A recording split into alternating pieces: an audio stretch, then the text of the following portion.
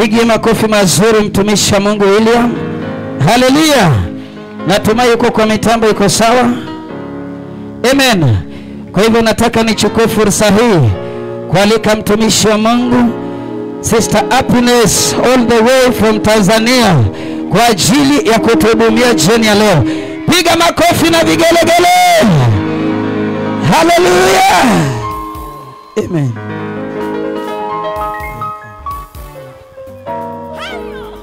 Ongeza makofi na vigelegele. Subiri kidogo studio. Subiri kidogo. Haleluya. Bwana Yesu asifiwe. Haleluya, haleluya. Tupungeni mkono namna hii. Alafu tuseme Yesu nakupenda. Ongeza tena kwa sauti, sema Yesu nakupenda. Mpigie Yesu makofi na vigelegele. Alafu mwambie jirani yako hakuna jina jingine isipokuwa la Yesu peke yake. Mwambie Yesu ni jina lenye nguvu, lenye mamlaka. Lina uwezo wote. Jioni ya leo liko kukuponya. Hebu kama unaamini piga makofi na vigelegele. Twende studio. Haleluya. Haleluya. Twende. Weka makofi na vigelegele kwa Yesu. Wamama nisikie ndulu na vigelegele. Ongeza. Haleluya.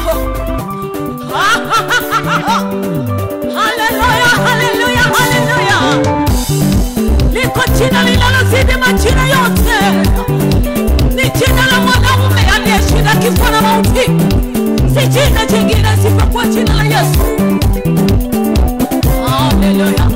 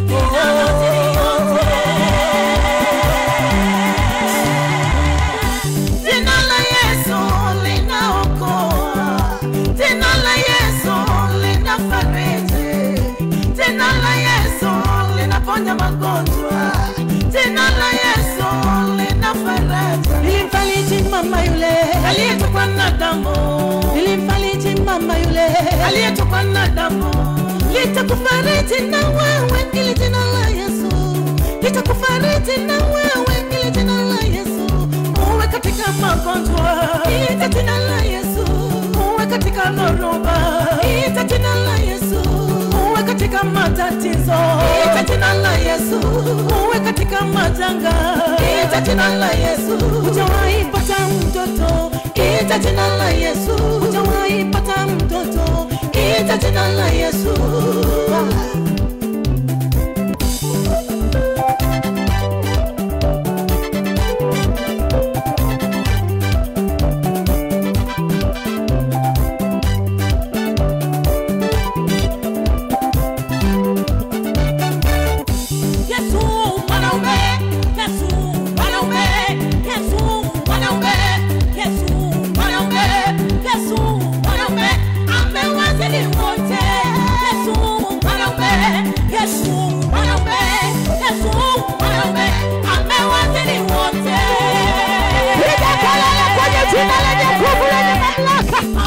Nisikia makofi na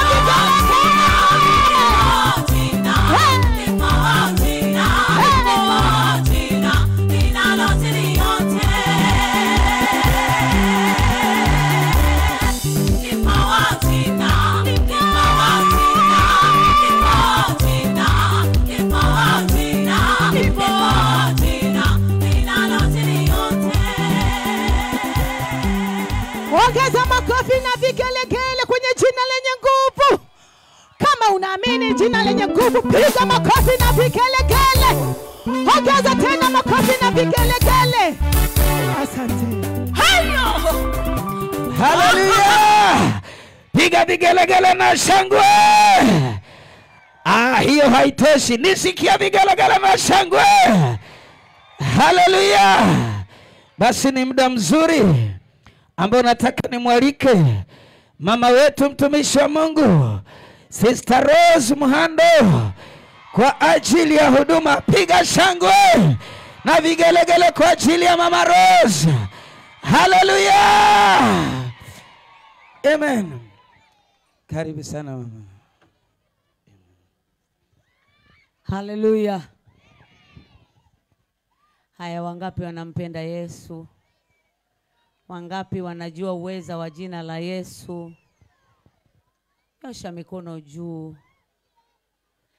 Amjapiga vigelegele vingi wakati Happy anaimba hapa.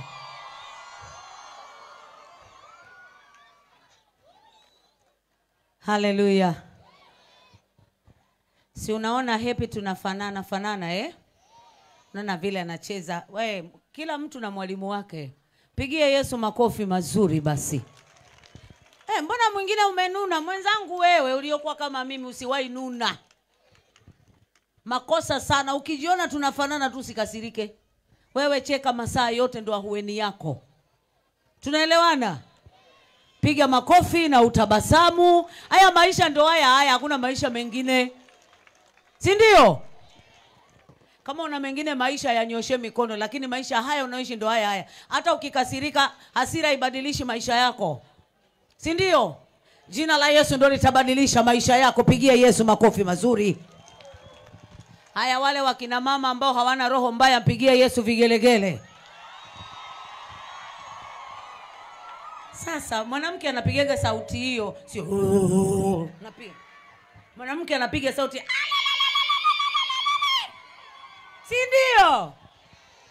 Haleluya. Jiambie mwenyewe nimebarikiwa. Jiwekeka mkono wako, nimebarikiwa. Unangoja watu wakutabiria, hawatakutabiria, watakwambia unakufa kesho. Sema nimebarikiwa, jiwekee mwenyewe mkono, sema nimebarikiwa.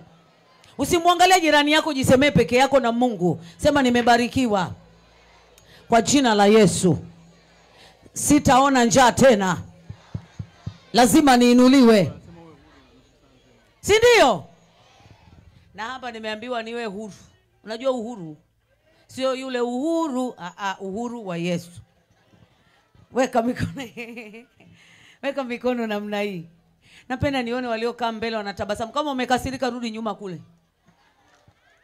Si ndio? Jifanye, uniliuliza kwani huku umeiba kuku? Fanya namna hii mkono si unanyoshwa namna hii. Alafu kwa Mungu usikae kama bosi hapa. Bosi anabaki yuko mwenyewe kwenye kiti cha enzi. Anaitwa Bwana wa mabwana, Mungu wa miungu, Alfa na Omega, mwanzo na mwisho. Hajawahi kufananishwa na chochote, hafanani na chochote. Si ndio? DJ, hebu jaribu muziki, weka kwa sauti ya juu. Mimi napenda sana kelele. Hata Mungu anapenda kelele. Wangapi wanajua Mungu anapenda kelele? Imeandikwa katika Zaburi, ingieni malangoni mwangu kwa kelele za vinubi na vinanda. Kwa hiyo mpiga kinanda ukipiga, piga kwa kuwa ni hesabu utatoa. Si ndio? Mtu wa ngoma, kijana yule wa ngoma yuko wapi? Alikuwa anapiga ngoma yuko wapi? Alikuwa anapiga drums, yuko wapi? Yule kijana amepiga drums, sikusikiza kitu kingine, nilikuwa namwangalia hivi. Nikasema kumbe Mungu ana vipawa vingi. Yaani hata kama mkutano ungenyamaza, yule kijana endelee kupiga, ungemwangalia usoni, ungemwona Mungu. Ungemtazama vile usoni alivyo busy kupiga, ila alikuwa anapiga instrument ya Kiluya. Alikuwa anapiga mpaka unasikia uso wake uko namna hii. Manake ana Mungu. Yaani Mungu alifurahi. Haleluya. Kijana ukitoka uniambie nikupe 1000 ukanywe soda, mwambie Bwana asante. Ulipiga drums kwa kweli, hata mimi naongea ukweli. Ulipiga, hata nilikuangalia hivi, nilibaki kukuangalia wewe unapiga hii. Nikasema Mungu, kumbe una watu wa hivi. Nikasema Bwana Yesu tusamee. Wakati mwingine tumeinua mabega, kumbe Mungu anaweza kapigiwa hata hii kitu na katukuzwa, inatosha. Haleluya. Wangapi wameelewa hiki nimeongea? Mpigieni makofi. Ndio.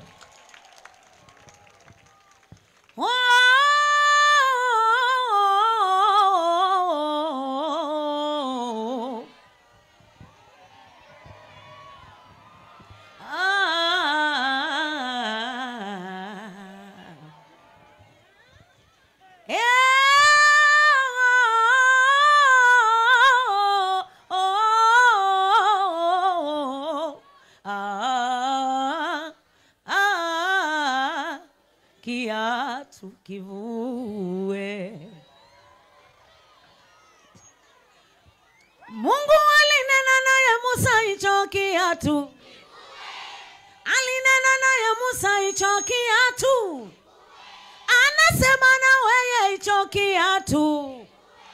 Ananena na wewe hicho kiatu. Kiatu cha ulevi, cha ukahaba, cha uongo, kugobanisha watu. Wanawake kivue. Haleluya. Tutaimba baadaye, wacha niimbe wimbo mmoja alafu mpiga drums usiondoke mtoto wangu. Nimependa sana kile kazi umefanya. Una viatu vizuri. Njoo hapa, njoo.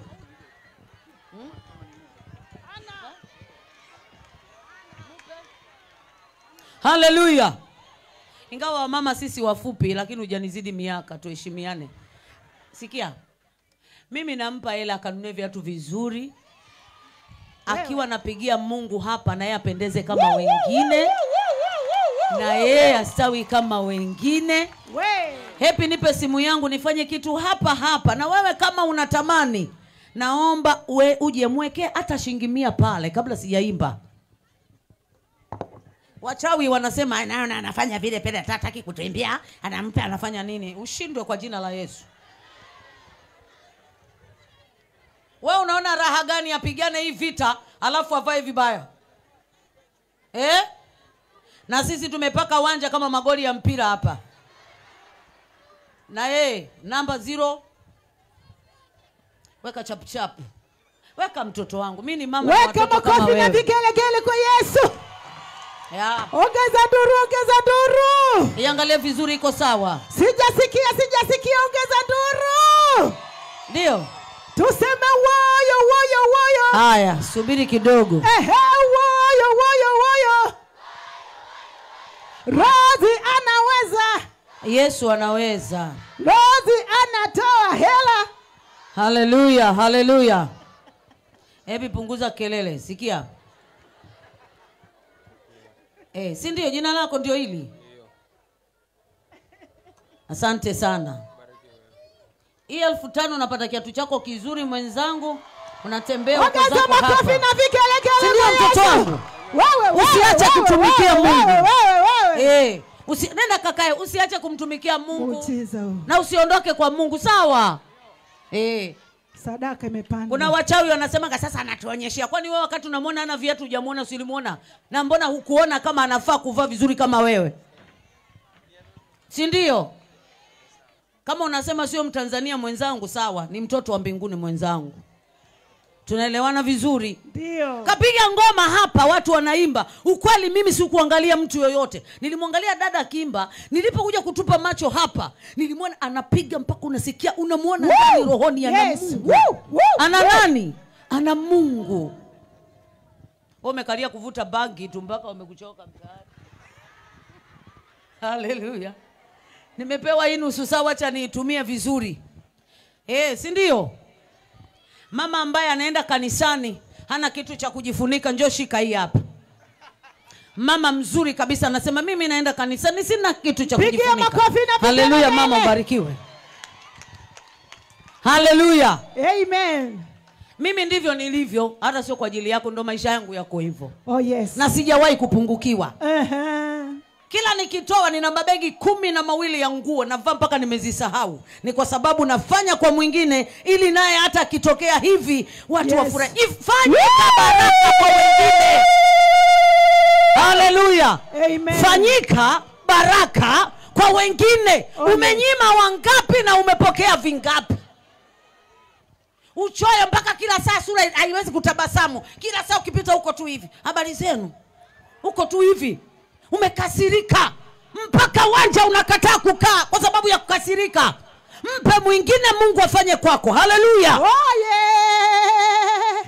Unakula wali, mtoto wa jirani yako amekaa na kuangalia, na we ni mama. Shindwa kwa jina la Yesu. Hata Hawa alipoona Adamu hana chakula na njaa, alitoka akamtafutia matunda porini akamletea. Wewe unashindwa kukapa katoto kama ako kanakufa na njaa. Hebu nipishe mie, nipishe. Umepaka mkorogo mpaka huku umeungua, hapa huko sawa. Unajua wakati mwingine tunaunguaga sura kwa sababu ile sadaka tuliyotakiwa kuipeleka kanisani ya upeleki, na unaenda kununua mkorogo. Hasa Mungu fundi. Huku umeungua, hapa mweupe, hapo huko hivi. Kwa sababu ile sadaka ilitakiwa iende madhabahuni. Haleluya.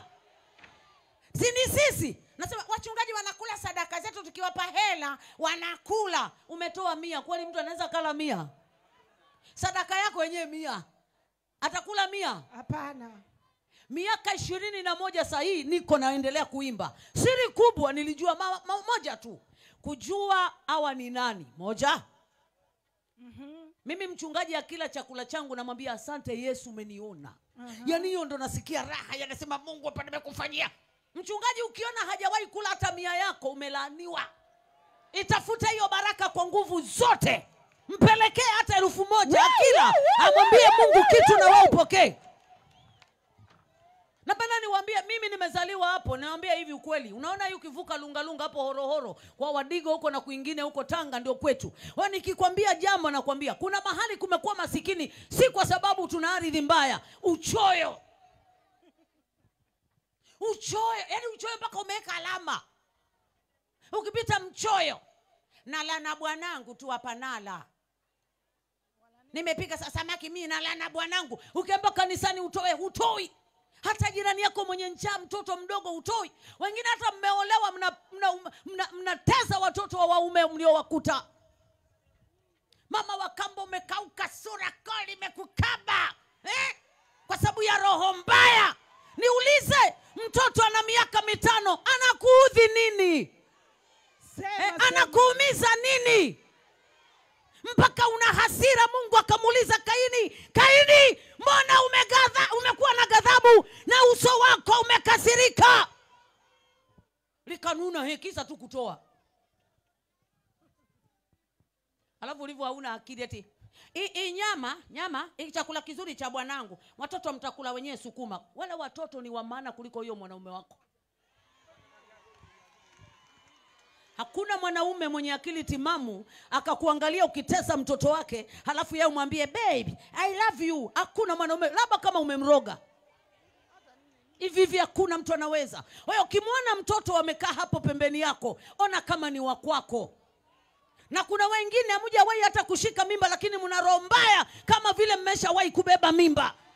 Hamjazaa lakini mna roho mbaya. Mungu sio mjinga, hakupi kwa sababu maandiko yanasema vita vyatoka wapi na mapigano. Si humo katika tamaa zenu. Mnatamani kuwa na watoto lakini nyewe wenyewe wachoyo. Wanawake mnanielewa? Wanawake tunaelewana vizuri. Nimeyasema haya kila mahali nilikoenda ili yakusaidie. Baadaye usije ukashangaa. Alafu nasema mchungaji niombe Mungu anipe mme. Mme huyu au mme wa mbuzi. Maana mbuzi nalia mme na mme wako anaitwa mme. Wakati mwingine usiwahi kwenda mbele za Mungu kumwambia nipe mume, jipeleleze kwanza na stahili kuitwa mke au mwanamke.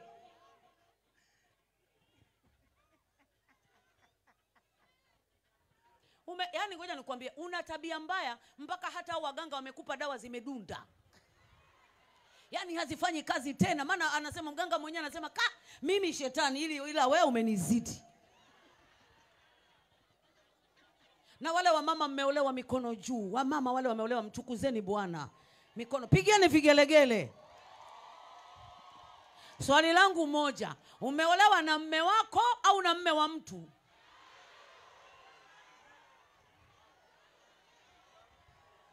Kuna mtu anasema badala hubiri injili. Injili ni nini? Ni uweza wa Mungu uletao wokovu. Maana yake lazima tuambiane ukweli. Nyeusi nyeusi, nyeupe nyeupe. Wewe umejiweka kwa mme wa mtu najisema mimi mke wa mtu. Mme wa mtu sio wako. Tafuta wa kwako. Kama dume lako naliona ni pepo, liombee mpaka siku moja libadilike liwe malaika. Si ndio? Mwanaume gani ana sura kama pepo? Muombee abadilike awe malaika. Piga magoti muombee. Haleluya. Ukimwona na sura inazomea mpaka skirabu apendeze. Wale unaona wamependeza wake zao wanawatunza sio bure. Wadada naona kuna wengine nasema sasa na yeye kaanza. Nasema ili upone. Haunijui sikujui, nataka upone. Na wengine saizi mko kwenye ile danger zone, mnataka muachike, hamjijui. Unafikiri ule mme wa jana ndio huyu wa leo? Utamfanya kama ulivyomfanya jana? Leo kama mtaisikia sauti yake msifanye migumu mioyo yenu. Kwa nini nimeliongea jambo hili hasa kwa wanawake? Wanawake tunaongoza kutenda dhambi kuliko wanaume. Amini usiamini. Wanaume sisi wanawake hatujui kupiga ngumi, lakini mambo tunayowafanyia mbingu ndo zinajua. Nyie mumezoea tu unakuchokoza unanipiga ngumi imeisha. Na ukinipiga ndio maneno matatu ya kubembeleza. I love you baby, sorry nini, asawa mke wangu. Lakini anawaza hata kukuua na wewe ujui. Haleluya. Ishini na wake zenu kwa nini? Kwa akili. Hicho kimwanamke unakiona akina nyama ndio kenye roho mbaya. Na nyama hakana. Lakini kana mawazo mabaya makubwa magumu. Yani anawaza mpaka ameteremka kuzimu na mawazo yake na ametoka nayo. Utanitambua we mwanaume, takuwekea kwa ugali, takuwekea kwa ubwabwa, takuwekea kwa wali utakula, utanijua. Halafu wakati unaomba, umeolewa hujaenda kwa mganga. Kwa nini mkishaolewa mnaendaga kwa waganga? Kufanya nini? Eti ni mdhibiti asitoke. Kwani kabla hajaja kwako alikuwa kwa mamake? Mungu ndio alikupa. Unachotakiwa kufanya ukiona haeleweki, peleka sadaka madhabahuni. Sema Mungu nimemleta mme wangu na jina lake. Nimemleta Eliasi na jina lake. Na sadaka yangu hii hapa. Bwana Yesu mbadilishe. Mtengeneze. Anatengenezwa na sadaka. Haleluya. Siku moja utanikubali haya nayoongea. Wale wenye akili walionielewa wataenda kanisani. Usimpeleke mme kwa waganga, mpeleke madhabahuni. Peleka na sadaka yako kwa mchungaji ya kimya. Alafu ukienda siku moja ukimwombea, usiombe huko anakuona. Wewe ni mwanamke ndio mama kibibilia. Mwanamke ndio aliozaa wanawake, wanaume wote hao unaona wana mandevu, wana vitambi, wengine mandevu yameburuza huku kama ndevu za mahindi, wengine wana mandevu kama matundu ya ndege, lakini wamezaliwa na mwanamke. Ukitaka kuchoka, umechoka, umesema haiwezekani, piga magoti. Mwambie Bwana Yesu, uliniita mama. Hakuna mwanamke ambaye amezaliwa, mwanaume amezaliwa na mwanaume mwenzie. Kila mwanaume aliyeko duniani nimemzaa mimi. Mimi ndio mama wa wanaume wote kwa jina la Yesu. Kama mama nina amri kama mama. Ninatamka kuanzia leo, Shabani hataenda kwa malaya tena, hataenda kwa Eliza tena, Eliasi hataenda kwa kahaba tena. Ninaongea kwa mamlaka ya umama, atabaki hapa nyumbani. Utashangaa. Alafu wanawake tukiombaga Mungu anasikia haraka haraka, utashangaa nyui. Alikuwa anarudi usiku, anarudi saa 2, mke wangu nimerudi na kupenda. Na akirudi usimkunjie sura. Unakuja sura mpaka inatisha. Na eti nenda ukalale huko. Wanaendaga. Ukisema nenda, wanafanya nini? Waulize si uko nao hapo, waulize. Hawaambiwagi nenda, wanaume wanaambiwaga karibu. Hata kama akiwa na sura anatapika nyongo, anaambiwaga nini? Naongea hii roho ya uchawi, si kwa nini Mungu ananiambia iko hapa. Iko sana, Mungu ananiambia inazunguka kwa wanawake. Inazunguka, iko hapa kwa wanawake. Na kama upo, mkutano ukikupita na hujawahi tubu, kumbuka yule unayemfanyia mabaya ni mtoto wa mwanamke mwenzio. Mwanamume kakuoa vizuri, leo mwanaume anabaki, sasa nikupende tu. Samahani mke wangu, mimi nakupenda bure. Kaa hapa ndani. Haya mama, mwanaume anainamishwa chini. Kweli. Mwanamke mwenye akili anapenda mwanaume shababi. Akisema hakuna kwenda hapa na koroma kama mwanaume, unasema yes, huyu ndio mwanamume. Haleluya. Nimeazungumza haya, mzungu hata hajui tunachoongea, lakini nazungumza ya kwetu Kiswahili, mmenielewa? Na mzungu akija hawezi hubiri haya, maana hajui sisi tuna shida gani hapa katikati. Kila dua umeombewa, alubadiri zote umesomewa, lakini ngoma inakataa.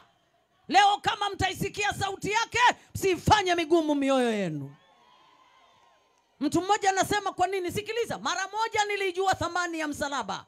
Ndio maana hata nikitukanwa asubuhi, mchana, jioni, nikiangalia msalaba, hakuna jambo ambalo limezidi thamani ya nguvu ya msalaba. Hakuna. Nilikuwa na dini ya baba yangu. Nafikiri umeelewa. Na nilikuwa napendwa na nilishika zote amri 10. Kwa hata mmoja kanisani kwenda kuambia Mathayo 5 inasemaje hata ujui. Na huko kanisani. Haleluya. Taimba wimbo mmoja, halafu mhubiri aje. Tuendelee. Kesho tutaimba zaidi. Haleluya. Nitaimba tu wimbo mmoja. Wanawake mmenielewa? Wanawake wamekasirika, weka mikono na mnapiga makofi. Nimekusaidia uende upende mume wako. Na wale kesho nasema mama, mimi nimesota. Nimefanya ukahaba wa staili zote.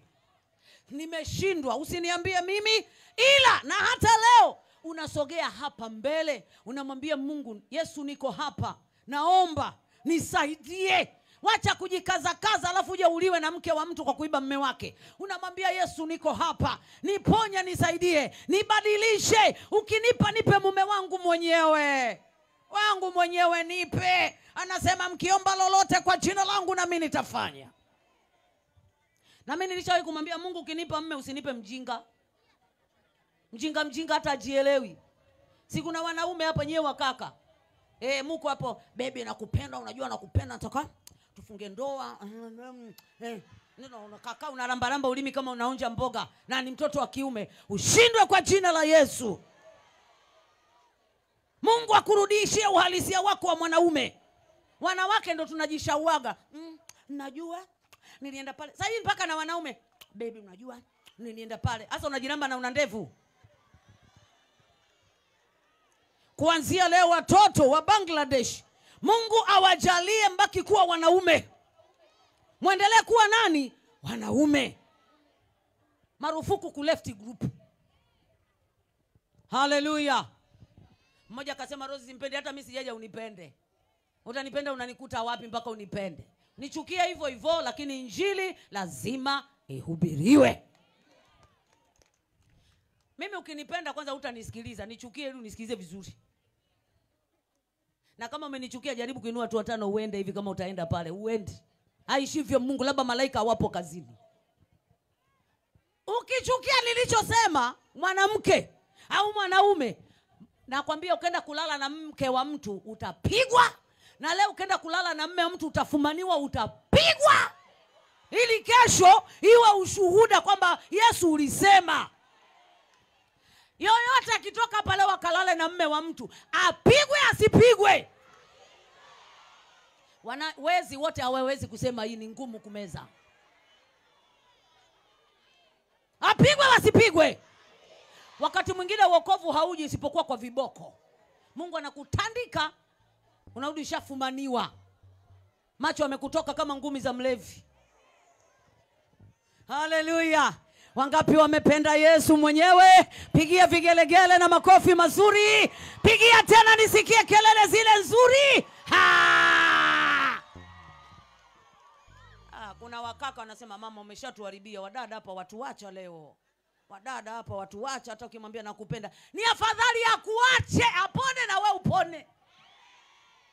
Tena muachane leo. Saa hii tu naongea hapa muanze kuachana. Wale wezi na mnaiba wake za watu na ume zatu, muachane saa hii, yani saa hii hapa. Mpaka namaliza kuimba mmesha kasirikiana, mmesha chukiana. Tena ukiwasha simu yako ukute message ya kwamba sikutaki. Ndio. Tunataka upone, ndio kilichotuleta. Sawa sawa. Pombe ina madhara we. Pombe ina madhara we. Walevi hawezi imba hii. Twende tuwekee wimbo. Wimbo unasema mpe Yesu maisha yako. Sawa sawa.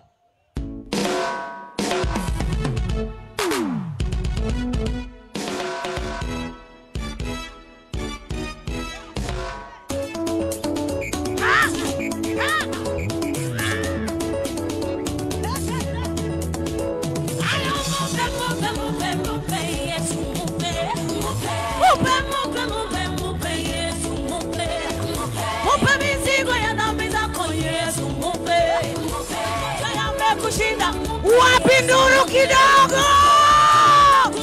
Mupe Yesu, mupe. Kama inayumba yumba mupe Yesu, mupe. Anakushinda, mupe, mupe. Hauna amani, weka mkono wako, fanya namna hii. Mupe Yesu, mupe. Mupe Yesu, wanakudanganya, mupe Yesu, mupe. Mupe Yesu we, mupe Yesu we, mupe Yesu we, mupe Yesu we. Ukimukuta njiani, mupe Yesu we. Ukimukuta barabarani, mupe Yesu we. Ingia kanisani, mupe Yesu we. Suwa na mizigo yako, mupe Yesu we. Tanga na shida zako, mupe Yesu we. Sitirasi za nini? Wapi vigelegele wa mama walio hai?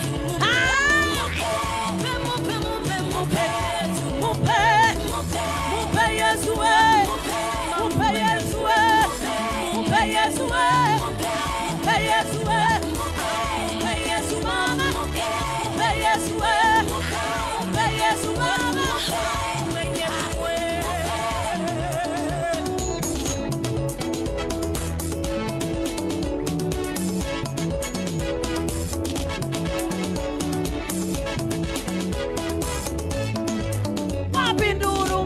Mama we,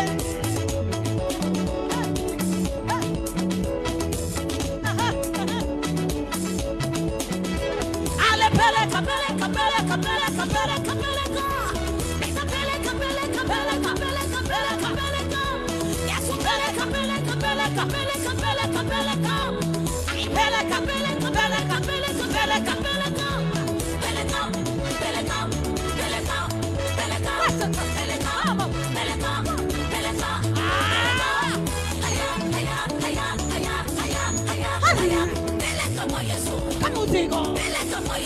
peleka mama, peleka tena, peleka we. Sijaona vigelegele na mmeka menuna we. Tua, amuzigo tua, wetua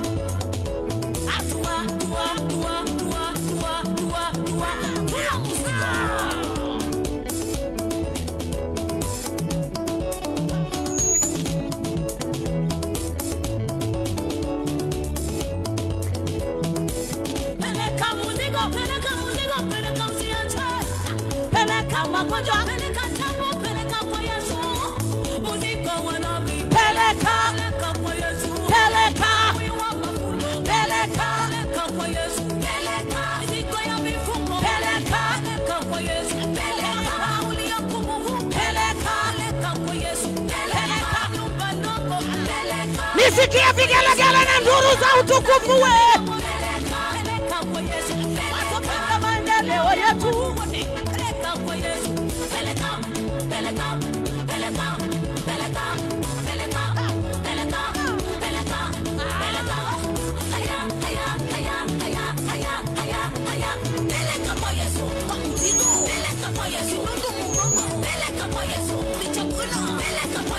Yumba ndogo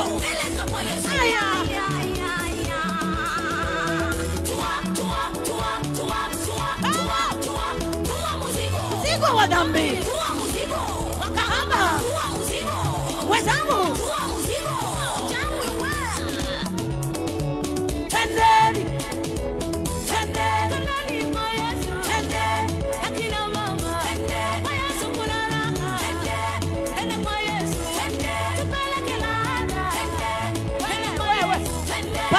panda juu wewe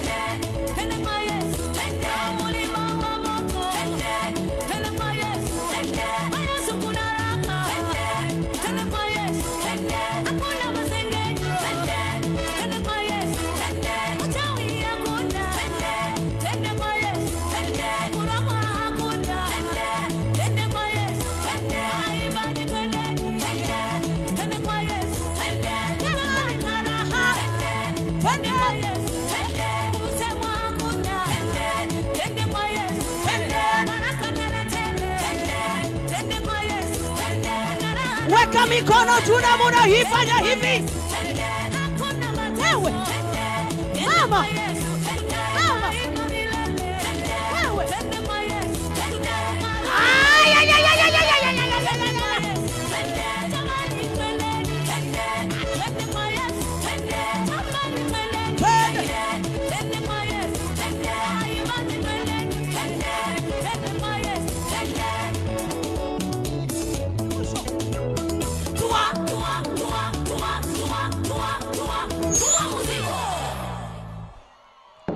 pigia Yesu nduru mbili tu. Na miaka 20 ushazeeka. Hata tukipandisha hapa uchezi. Maziwa yamelala kama tipa la mchanga. Ukiulizwa na watoto wangapi zina. Nini kimelaza maziwa yako? Ngono. Si tunaongea ukweli. Nakwambia niliimba Yesu nipe uvumilivu hawakurudi. Hata nimeimba mpaka nikasema Yesu nipe uvumilivu. Nikadhani watanionea huruma warudi, hawakurudi. Leo kama utaisikia sauti yake, Mungu usifanye migumu moyo wako. Haleluya, haleluya. Kama utaisikia sauti ya Bwana, usifanye moyo wako kuwa mgumu. If you hear, amen. We are in day number 3 tuko kwenye siku ya 3 of the Jesus in the City Crusade. Ya mhadhara wa Yesu katika mji. And we want to request you to stay put for a few minutes. Tungependa kukuomba usalie ulipo kwa dakika chache. As Big Papa comes to share from the word of God. Big Papa anapokuja kushiriki toka neno la Mungu. Welcome, sir. Karibu Bwana. Hallelujah. Hallelujah. Bwana asifiwe. Praise the Lord. Yesu anaweza. Yesu anaweza. Hallelujah. Hallelujah. If you can hear me, wave your hand.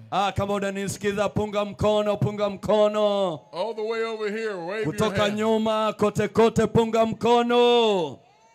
We need you to stay and hear the gospel. Tunahitaji mkasalie hapa, msiende mkasikize injili. Our sister Rose has been telling you the gospel will change your life. Dada Rosa amekuwa anakuambia kwamba injili itabadilisha maisha yako.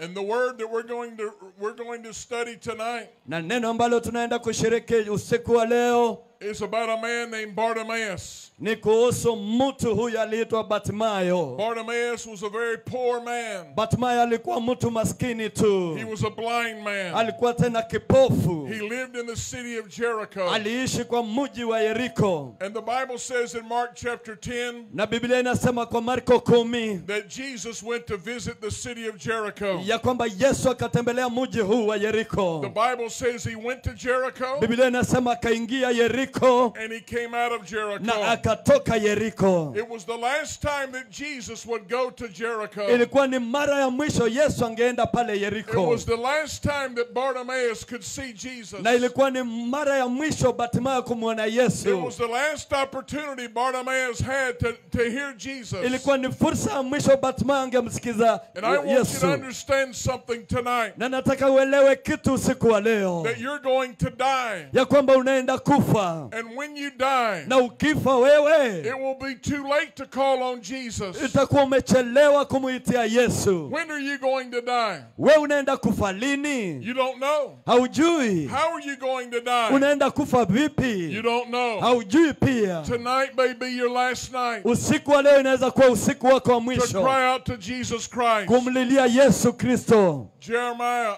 the city of Jericho, Katika ile mji wa Yeriko was being visited by the Lord Jesus Christ. ulikuwa unatembelewa na Yesu Kristo. And you know, many places, Na unajua sehemu nyingi tu, many places sehemu nyingi tu have invited us to come and do a crusade. zimetualika twende tufanye mkutano wa hadhara. But God directed us here Lakini Mungu akatuongoza to hapa Bangladesh kwa hapa Bangladesh to hear this wonderful music, kusikiza muziki mzuri huu, to hear the preaching of the Word of God. kusikiza injili ya Yesu Kristo. And this may be the last time you hear the Na gospel. pengine huu ndio mara wako mwisho kusikia So injili hii. tonight you need to give your life to Jesus. Usiku wa leo peane maisha yako kwa Kristo. Bartimaeus was a poor blind man. Bartimayo alikuwa maskini na alikuwa kipofu. But he heard that Jesus was passing by. Lakini akasikiza Yesu alikuwa anapita. He couldn't see, but he could hear. Angeona lakini angesikia. And the Bible says, Na Biblia inasema faith comes by hearing and hearing by the Word of God. imani inakuja kwa kusikiza na kusikiza tena neno la The Mungu. way you know God is through His Word. Na unajua Yesu Mungu ni neno hili. But the Bible says Lakini Biblia inasema that Bartimaeus was blind. Bartimayo alikuwa kipofu. And I want you to know tonight, Na nataka ujue usiku wa many leo, of you are blind. wengi wetu sisi Oh, vipofu. you can see physically, Unaweza ona kimwili tu, but you're blind spiritually. lakini kiroho we ni kipofu. What causes us to be blinded Je, spiritually? ni nini kinafanya tuwe vipofu kiroho? Well, sin blinds us.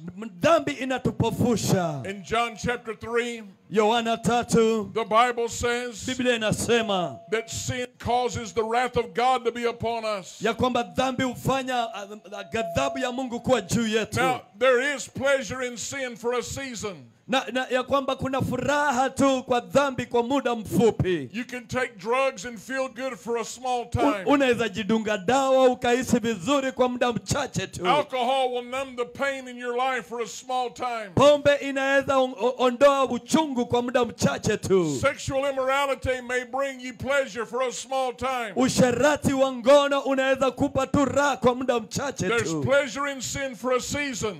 Kuna kufurahia kwa dhambi kwa muda mchache. But then comes the judgment of God. Lakini kuna kuja hukumu ya Mungu. And many of you are blinded by your sin. Na wengine wetu tumefungwa na dhambi zetu. You're living in drunkenness and immorality. Unaishi kwa kutumia madawa na usherati. You're lying and stealing and cheating. Unajidanganya katika udanganyifu na kuiba. But religion also blinds us. Lakini pia dini hutufunga macho. Many of you are following false religions. Wengi wetu tunafuata dini potofu. wokovu. The Word of God says Lakini neno la Mungu linasema that Jesus is the way to heaven. ya kwamba Yesu ndiyo njia That mbinguni. Jesus is the way to God. Yesu ndiye njia kwa Mungu. That Jesus is the way to eternal life. Yesu ndiye njia kwa maisha ya milele. That Jesus is the way to be forgiven of sin. Yesu ndiye njia ya kuongoza kusamehewa dhambi. But many of you are following after false gods. Lakini wengi tunafuata miungu ambayo ni ya kiongo tu. Those gods are dead. Miungu hiyo imekufa. They cannot hear you. Haiwezi They kusikiza. cannot see you. Haiwezi kuona wewe. But Jesus Christ is alive. Lakini Yesu Kristo anaishi. Hallelujah. He's alive. Hallelujah. Also, the devil blinds us. Na pia shetani hutufunga macho. The Word of God says Neno la Mungu linasema that Satan has blinded the minds of those that believe not the gospel. ya kwamba shetani amewafunga macho wale wasioamini injili ya Kristo. And if you were not born again tonight, Na kama haujazaliwa mara tena usiku wa leo, if you're not following Jesus kama Christ, umfuati Yesu Kristo, you have been blinded by Satan. wewe unafungwa macho na You shetani. have been deceived by the devil. Umedanganywa na ibilisi. But Bartimaeus heard Jesus Lakini Bartimayo akamsikiza was Yesu. passing his way. Alikuwa anapita pale And njiani. even though he could not see, Na hata kama angekuwa anaona, when he heard that Jesus was coming, aliposikia Yesu alikuwa anakuja, this poor man, huyu mtu maskini tu, this beggar, huyu this mwombaji, blind man, huyu mtu kipofu, who the city had put out as an outcast, ambaye mji ulikuwa umemtenga kama umemtupa kule kando, he begins to cry out, anaanza kulia, Jesus! Yesu, Jesus! Yesu, Son of David! mwana wa Daudi, Have mercy on me! nionee rehema. The people said, Be quiet, Bartimaeus. Na watu wakamwambia Bartimayo, hebu nyamaza. He doesn't want to talk to a beggar. Hakutaka aongee kwa mwombaji. Jesus has no time for a poor man. Yesu hakuwa na wakati wa mtu maskini. Jesus has no time for a blind man. Yesu ana wakati wa mtu kipofu. But the Bible says Lakini Biblia that inasema Bartimaeus cried out even louder, Bartimayo naye akalia kwa sauti tena, Jesus! Yesu, Jesus! Yesu, Son of David! mwana wa Daudi, Have mercy on me! nionee rehema. And listen to this. Na nisikize, Jesus stopped Yesu akasimama, to hear the cry akasikiza kile kilio of the poor blind ya beggar. mtu kipofu na mwombaji. The Bible says Jesus stood still. Yesu akasimama wima, Biblia inasema. Now let's think a moment. Na wacha nene kwa muda tu. Who is this Jesus that stood still? Je, Yesu ni nani aliyesimama imara? Was Jesus a man? Yesu alikuwa mtu? Yes, he was a man. Ndiyo, alikuwa mtu tu. I would say to you, Nakwambia, he's the greatest man that ever lived. yeye ni mtu mkuu aliyewahi ishi. Was Jesus a teacher? Je, Yesu alikuwa mwalimu? Yes, he was a teacher. Ndiyo, alikuwa mwalimu. I would say to you, Naweza kuambia, he's the greatest teacher that ever lived. yeye ni mwalimu mkuu ambaye ashaiishi. Was Jesus a prophet? Yesu alikuwa nabii? Yes, he was a prophet. Ndiyo, alikuwa nabii. The greatest prophet that ever Nabii lived. mkuu ashawahi ishi. But Jesus was more than just a man. Lakini Yesu alikuwa zaidi ya mtu He tu. was more than just a Alikuwa teacher. zaidi ya mwalimu He was tu. more than just a Alikuwa prophet. zaidi ya nabii. Jesus is God. Yesu alikuwa Mungu. Hallelujah. Hallelujah. The Bible says Biblia inasema that everything that was made ya kwamba chochote kilichoumbwa was made by Jesus, kiliumbwa na Yesu for Jesus, na kwa Yesu and through na Jesus. kupitia kwa Yesu. It was Jesus that spoke this world into Ni existence. Yesu aliyefanya dunia hii ikaja kuishi. It was Jesus that made the trees and the mountains and the rivers. Ni Yesu aliyeumba miti, milima na hata mito. But God so loved the world Lakini yes, Mungu akaona dunia, that he gave us his only begotten Son. akatupa mwana wake wa pekee. And the God of the universe Na Mungu wa ulimwengu came to earth akaja hapa duniani just for you. kwako tu, just for me. kwa sababu yangu tu. Jesus came to save Bangladesh. Yesu alikuja kuokoa Bangladesh. Jesus came to save Mombasa. Yesu alikuja kuokoa Mombasa. Jesus came to save Kenya. Yesu alikuja kuokoa He came Kenya. to save you from sin. Alikuja kuokoa wewe kutoka He came to dhambi. save you from religion. Alikuja kuokoa kutoka He came udini. to save you from Satan. Alikuja kuokoa kutoka He came shetani. to save you from hell. Alikuja kuokoa kutoka kusimu. Jesus stood still Yesu akasimama to imara hear the cry of poor blind Bartimaeus. kusikiza kilio cha mtu huyu mwombaji maskini na And I kipofu. want to make you a promise Na nataka kupea ahadi on the word of God ya neno la Mungu that if you'll cry out to ya Jesus, kwamba kama utamlilia He will Yesu, hear you yeye atakusikiza just like He heard jinsi Bartimaeus. alivyomsikiza The Bartimayo. Bible says, Biblia inasema whosoever calls on the name of the yeyote Lord aliitialo jina la Yesu shall be saved. yeye ataokolewa. Jesus said, whoever comes to me, Yesu anasema yoyote akujaye I kwangu will never cast him away. mimi sitamfukuza. Here Bartimaeus cries out to Jesus, Bartimayo anamlilia Yesu and the God of the na universe, Mungu wa ulimwengu, Jesus himself, Yesu Kristo mwenyewe stops to hear the cry of anasimama Bartimaeus. kusikia kilio cha Bartimayo. That's how much Jesus loves you, Hivyo ndio jinsi Yesu that anakupenda, he would come from heaven to earth. ya kwamba atatoka mbingu aje duniani. And the Bible says Na Biblia inasema that Jesus called for Bartimaeus. ya kwamba Yesu akamuitia Bartimayo, And the people said, be of good cheer, Bartimaeus. na watu wakasema furahi Bartimayo, Jesus calls you. Yesu anakuita. Bartimaeus was led to Jesus. Bartimayo akaongozwa kuelekea kwa Yesu, And Jesus said, Bartimaeus, what do you want me to do? na Yesu akamuuliza Bartimayo, je, wataka nifanyie nini? And Bartimaeus said, I want you to heal my blinded Na eyes. Bartimayo akasema, nataka uniponye upofu wangu huu. And Jesus healed Bartimaeus' eyes. Na Yesu akaponya upofu wa Bartimayo. And a man that could not see Mtu aliyekuwa aoni was now being able to see. kwa sasa alikuwa anaona. Hallelujah. Haleluya! What do you need Jesus to do for you Je, tonight? wahitaji Yesu akufanyie nini usiku wa leo? You may need him to deliver you from demons. Pengine unahitaji akutoe kwa mapepo. He has the power to do that. Ye ana nguvu ya kufanya hivyo. You may need him to release you from addictions. Unaweza kuwa unahitaji akutoe kwa uraibu. You may be an alcoholic. Wewe pengine ni mraibu wa You may be pombe. a drug addict. Pengine wewe ni mraibu wa dawa za You may kulevya. be following demons. Pengine wewe wafuata mapepo. But the good news is, Lakini habari njema ni Jesus came to set you free. Yesu alikuja kuweka huru. Hallelujah. Haleluya!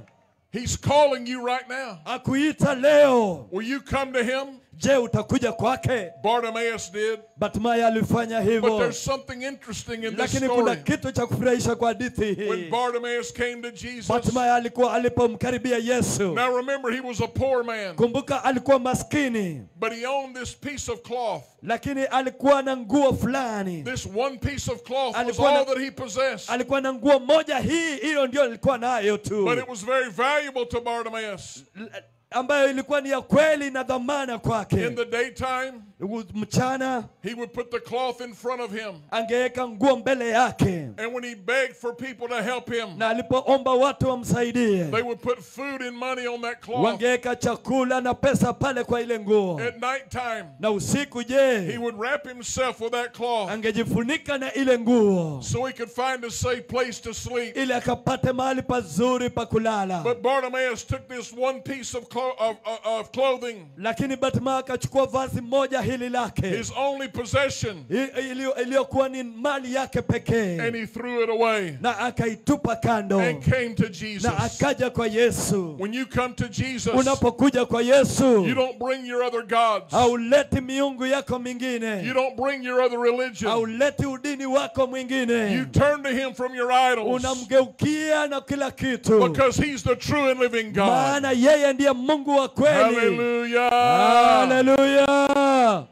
And then the Bible says Na Biblia inasema that when Bartimaeus was healed of his blindness, Bartimayo alipoponywa upofu wake, that he began to follow Jesus. akaanza kumfuata Yesu. He followed Jesus. Akaanza kumfuata Yesu. I want you to understand something. Nataka uelewe kitu. I was a very religious man at one time. Mimi nilikuwa mtu wa udini sana wakati moja. I was involved in a church. Nilikaribishwa kanisani. I did all the things the church told me to do. Nikafanya vitu vyote kanisa lilitaka nifanye. But I was empty on the inside. Lakini nilikuwa mtupu ndani. I was lost in my sin. Nilikuwa nimepotea kwa dhambi zangu. I was on my way to hell. Nilikuwa kwa njia kuelekea kuzimu. But one day in my life, lakini siku moja kwa maisha yangu, Jesus came passing by. Yesu alikuja akipita tu. And he called my name. Na akaniita kwa jina And he langu. said, I want to save you. Na akasema nataka I nikuokoe. want to deliver you. Nataka nikukomboe. I want to set you Nataka free. nikuweke huru. And I said yes to Na Jesus. nikasema ndio kwa Yesu. You see, the good news is this. Unajua habari njema ni Jesus paid for your sins on the Yesu cross. alilipia dhambi zako msalabani. Jesus died for your sins on the Yesu cross. alikufia dhambi zako msalabani. He shed his blood for you. Alitoa damu yake kwa sababu yako. He died on that cross. Alikufa msalabani. And he rose from the Na dead. akafufuka kutoka And he wafu. overcame the devil. Na akashinda And he ibilisi. overcame demons. Akashinda mapepo. And he overcame hell. Na akashinda kuzimu. And he overcame Satan. Na akashinda And he shetani. overcame sin. Na akashinda And he can dhambi. set you free tonight Ili akuweke huru usiku wa leo. if you will call on him.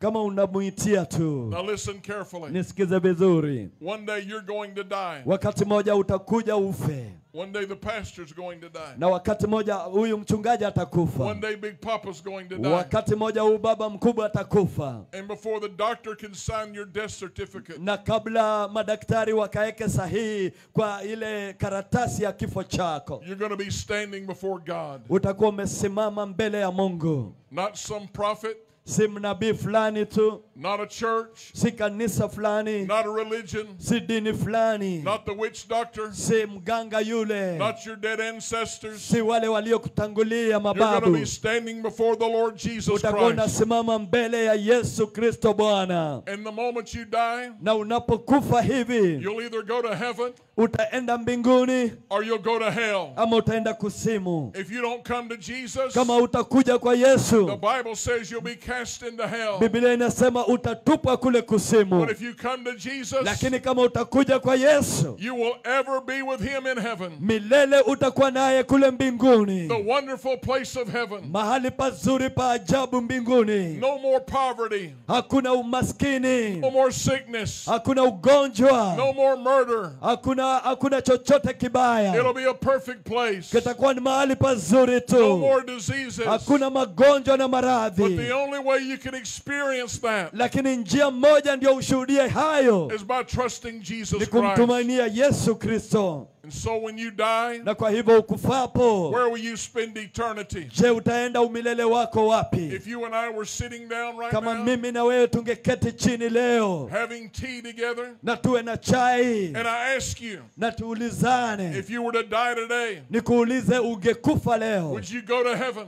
je, utaenda mbinguni? What would your answer be to me? Jibu lako litakuwa nini? What would you say to me? Wewe utaniambia nini? Many of you have no idea. Wengi wetu hatuna hata mawazo You ya don't hayo. know where you're going to spend eternity. Haujui utaenda wapi umilele wako. But the Bible says Lakini Biblia inasema that we can know Jesus. ya kwamba tunaweza mjua We Yesu. can know forgiveness of sin. Tunaweza jua kusamehewa kwa dhambi. We can have our blinded eyes open. Tunaweza kuwa na macho yetu yaliyopofuka We yafunguke. can know God through Jesus Tunaweza Christ jua Mungu kupitia Yesu and go to Kristo. heaven when we Na die. tufike mbinguni tukufapo. Hallelujah. Hallelujah. How many of you want Jesus to forgive you tonight? Je, wangapi wanataka Yesu amsamehe usiku wa leo? I want you to come right here. Nataka uje hapa. If you want Jesus to forgive you of your sin, Kama unataka Yesu akusamehe dhambi zako, just come across this rope. njoo tuvuka hii kamba kwa utaratibu. Come all the way from the back. Njoo kutoka kule nyuma. If you want Jesus to forgive you, kama unataka Yesu akusamehe, He's calling your name right ye now. anakuita kwa jina lako usiku wa leo. Jesus is passing through. Yesu anapita tu, He's walking among us right now anatembea kati yetu sasa through the Holy Spirit, kupitia Roho Mtakatifu, and He wants to deliver you. na anataka kukomboe, He wants to open up your blinded eyes. anataka kufungue macho yako yaliyopofuka. You don't have to die in your sin. Haitajiki ufe kwa dhambi yako, You don't have to die in your religion. haitajiki ufe kwa udini wako, You don't have to be blinded by Satan. hastahili ufungwe macho na You don't shetani, have to go to hell. haistahili uende kusimu. Jesus paid the price for Yesu you. alilipa gharama kwa sababu Come yako. quickly, quickly. Njoo kwa upesi, njoo kwa upesi. Over here, come. Kutoka hapa njoo, Over here, come. kutoka hapa njoo, Over here, na come. hapa pia njoo. Some of you men in the back, Wale nyuma njoo, don't be afraid. usiogope. Some of you are living in fear right now. Wengine wenu mnaishi kwa uoga, You're afraid to come forward. unaogopa kuja, You're afraid to give your life to unaogopa Jesus. kupeana maisha yako kwa Yesu. But God would not give us a spirit of fear. Lakini Mungu hajatupa roho ya We uoga. don't have to be afraid. Haistahili tuwe waoga. God gives us courage. Mungu anatupa ujasiri, God gives us strength Mungu anatupa nguvu to serve Him, ya kumtumikia, to love Him, kumpenda to live for Him. na kuishi kwa sababu yake. It was the last time Jesus would go through Jericho. Ilikuwa ni mara ya mwisho Yesu angepita Yeriko. You have no promise you're going to be alive tomorrow. Hauna ahadi utaishi kesho, You have no promise you're going to live another day. hauna ahadi utaishi siku ingine. The Bible says today is the day of Biblia salvation. inasema leo ndiyo siku ya wokovu. We're going to pray in just a moment. Tunaenda kuomba kwa muda tu, Don't be left out. usiachwe nyuma. Come quickly, quickly, quickly. Njoo kwa upesi, njoo haraka haraka. Hallelujah. Haleluya. How many of you believe Jesus loves you tonight? Je, wangapi wanaamini Yesu anawapenda usiku wa leo? Kwa ishara ya mkono, je, wangapi wanajua Yesu anawapenda usiku wa leo? How many of you want to give Jesus Christ your life tonight? Wangapi wanataka wampe Yesu maisha yao jioni ya leo? How many of you believe that Jesus is the true and living God? Wangapi wanaamini Yesu ni Mungu wa kweli na aishie?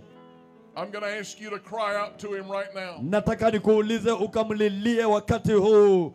The Bible says, whosoever calls on the name of the Lord shall be saved. Biblia inasema yoyote aliitialo jina la Mungu atawekwa huru na kuokolewa. The Bible says Biblia inasema that if you believe that Jesus Christ died for your sins ya kwamba ukiamini Yesu alifia dhambi zako and rose from the dead, na alifufuka kutoka wafu, you can be saved. utaokolewa. But you've got to believe that in your heart. Je, unaweza amini hilo ndani ya moyo wako? You've got to believe that with everything you are. Lazima uamini hilo na kila kitu ulicho nacho. And the Bible says we confess that with our mouth. Na Biblia inasema tunaweza kiri hili kwa midomo yetu. We believe that in our heart Tunaamini kwa mioyo yetu and we confess it with our mouth. na tunakiri kwa vinywa vyetu. And so I'm going to ask all of you to pray with me Na kwa tonight hivyo nataka kuwaombeni wote mkaombe pamoja nami and surrender your life to Jesus na Christ. uachilie maisha yako kwa Yesu Kristo. When Bartimaeus cried out to Jesus, Bartimayo alipomlilia Yesu, Jesus stood still Yesu akasimama wima and He listened na akasikiza to the poor blind man. kwa huyu mtu maskini aliyekuwa He kipofu. listened to the beggar. Alisikiza muombaji He huyu, will listen to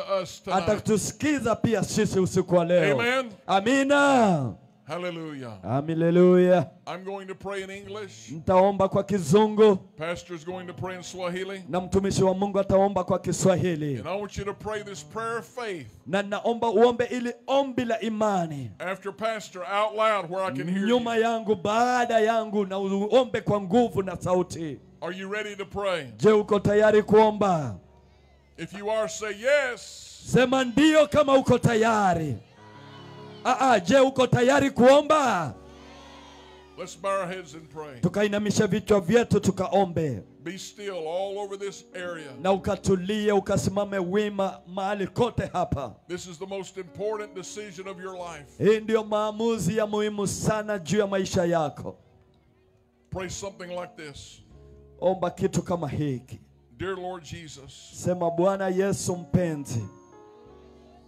Sema kwa sauti, Bwana Yesu mpenzi. I have sinned against you. Nimetenda dhambi kinyume nawe. I cannot save myself. Siwezi jiokoa. My religion cannot save me. Dini yangu haiwezi niokoa. So Jesus, I'm crying out to you. Kwa hivyo Yesu, nalia kwako.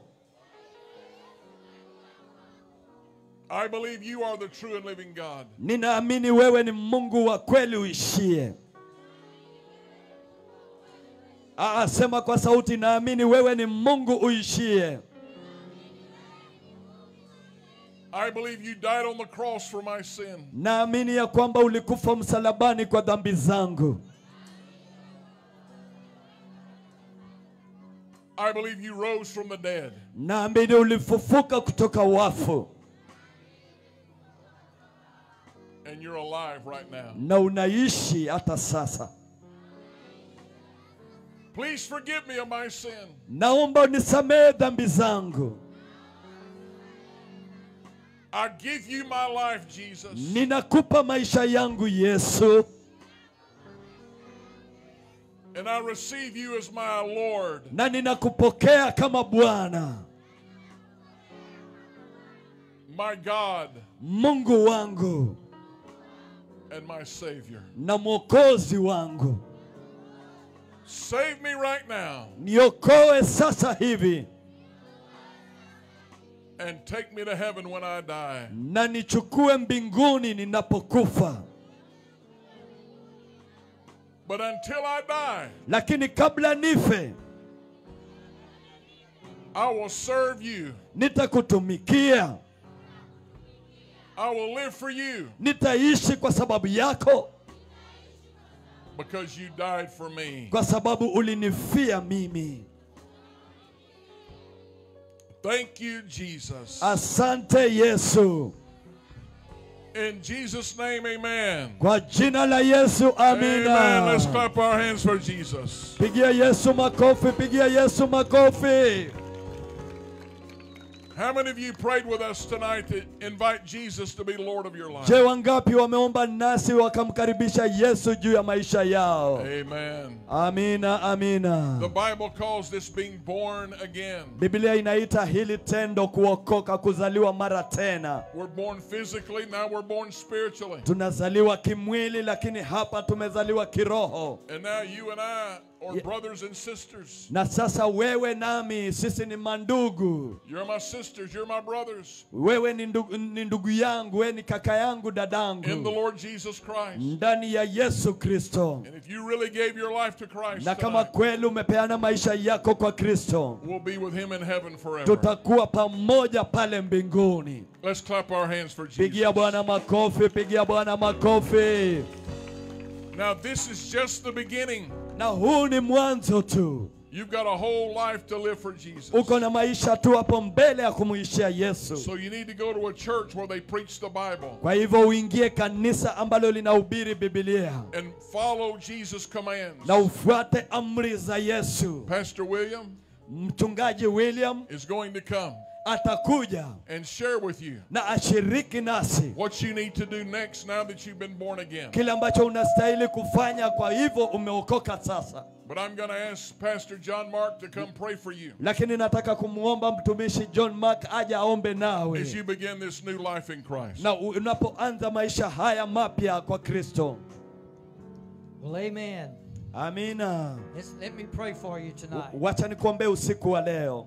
Heavenly Father, Baba uliye mbinguni, we praise your name tonight tunalitukuza jina lako usiku wa leo for all of our brothers and sisters kwa ndugu zangu wote hawa that has made the choice tonight ambao wameamua usiku wa leo for you to be their Lord and Savior. wewe uwe Bwana na Mwokozi, And we praise you that you love us na tunaomba ya kwamba ukatupende, and that you care for us ya kwamba ukashughulike kwetu, and that you desire to have a relationship with us. na ukawe na uhusiano nasi. And tonight, Father, as you become Lord of these lives, Na usiku huu unapokuwa Bwana juu ya maisha haya, I pray that you will walk with them, naomba utembee nao, You'll be with them. utakuwa nao, You'll help them each day utawasaidia kila siku to live a life that's pleasing to you. waishi maisha yatakao kufurahisha, That, Father, you'll keep Satan at bay. kukufuata Yesu kila siku, And, Father, that you won't let him steal anything from them na kufanya wasiibe chochote cha Mungu that you've given to them tonight. ambacho umewapa. Shetani asiibe chochote ambacho umewapa. And that, Father, as they go about their village, Na Bwana, wanaporudi katika miji na vijiji vyao, shining the light of Jesus Christ, wakiunganika na maisha ya Yesu that, Kristo, Father, you use them ya kwamba Baba utatumikia to turn this whole village upside kubadilisha down, kijiji na mji huu, so that many others ili wengi wengine will come to know you watakuja kukujua because of what they see in kwa them. kile ambacho wataona ndani ya maisha yao. Father, we thank you, we thank you, we thank you Baba, tunakushukuru, tunakushukuru, tunakushukuru for who you are kwa jinsi ulivyo and for what you've done to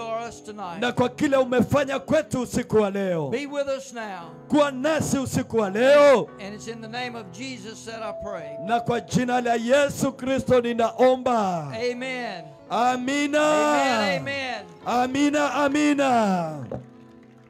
Asante, asante. Na kwa hivyo kama umeokoka, umepeana maisha yako kwa Kristo, kuna mashemanzi hapa na kuna wachungaji hapa. Mashemanzi, niongoze tu hao watu, ndugu zangu, waende kwa hao wachungaji wawili. Inua tu mkono mchungaji, watu wakuone. Kwa hivyo sisi wote, ashas nisaidie, hao watu wote waelekeze pale, na watu wazima wote waende kwa yule mchungaji. Watoto waje hapa kwa huyu mchungaji anaenda hapa.